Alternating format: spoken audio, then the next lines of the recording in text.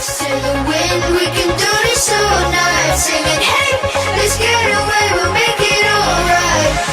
It's been a while, been a really long time.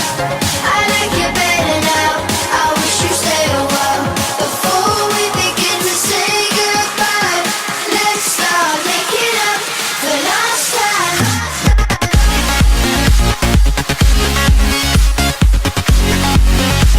For last time. Hi, Chris here again, just doing my blog for day 2 of the Silicon Valley trip. Today we drove over to Oakland to have a look at a company called 99 Designs. They're an online company that other companies would approach to kind of look after their logoing and branding and some of the design graphic work that they would do. We're lucky enough to meet with Patrick, who is the CEO. He's an Australian guy that's come over here now. So I've probably got a couple of points from that one. The big one was, first up, was the life cycle of the business.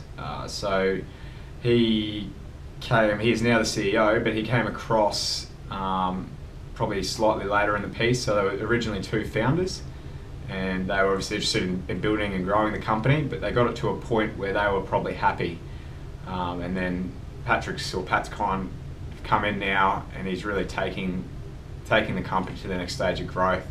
I guess it's comparable to the DZ's kind of life cycle, where they've had to bring in outside talent to help take that next stage of growth, and really that kind of that professional business background that Pat had to take it to the next level.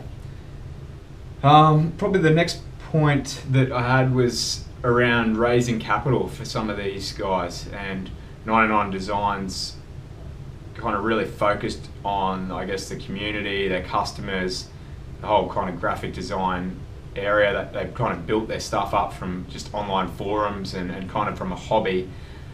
And as they were building their company, they didn't really go out there and try and raise capital with any kind of VCs. And what that did was signal to those guys that they were a solid company with a good structure and had kind of a good base of a business.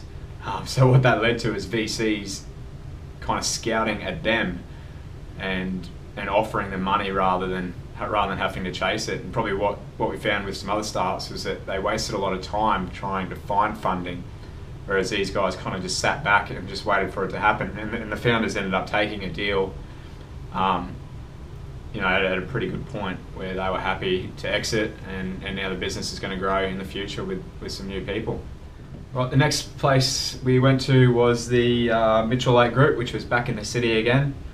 These guys are basically a recruitment office. A slight variation on that is that they provide kind of a recruitment kind of facility or recruitment people for inside your business, rather than just the standard kind of labour hire or recruitment hire that we're used to seeing in Australia.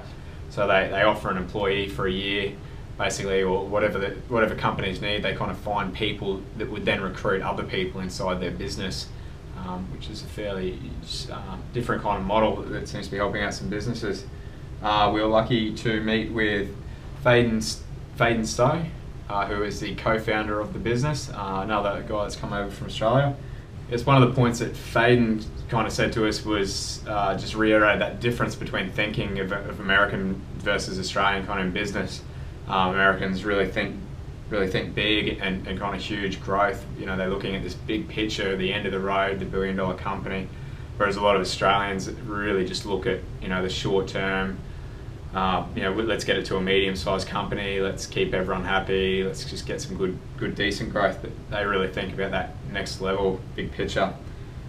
The next point he said was about the best kind of people to attract into these startups, and what he mentioned was it was probably best to have someone with a bit of experience in some startups and people that had experienced some failures in getting these startups going.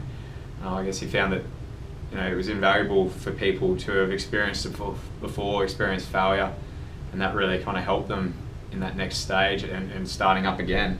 I guess that's different to Australian probably thinking, is that people hiring look at people that have failed before and they've kind of got a red flag against them that you wouldn't want to hire them because of the past failure. But it's just that difference of thinking that, take risks, take them again, and just pick yourself back up.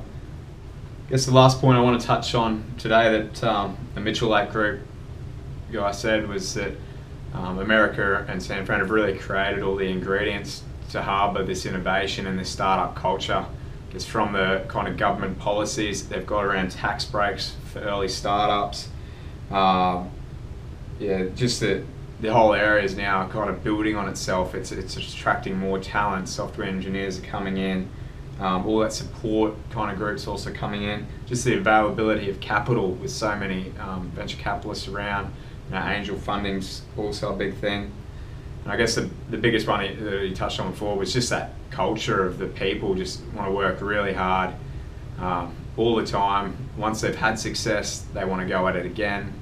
When they fail, they pick themselves up. It's just that real kind of way of thinking of the American people that business is always going to be happening. Don't stop. You've made 5 million, but just keep going, keep going, keep going. There's always something bigger and better to get a hold of.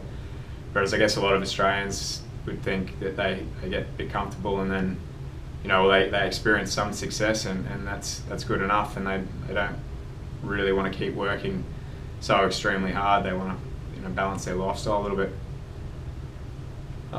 So that's about it for today, just the two businesses we went and had a look at. Tonight we're going to the baseball, so that'll be good, and I'll check back in tomorrow. Bye.